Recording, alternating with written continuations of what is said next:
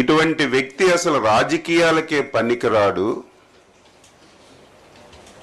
అని చెప్పి 5 కోట్ల మంది తెలుగు ప్రజలు మొన్న జరిగినటువంటి ఎన్నికల్లో చిత్తుగా ఓడించి ఇంటికి పంపించిన విషయాన్ని ఒక్కసారి గుర్తు చేస్తున్నాను.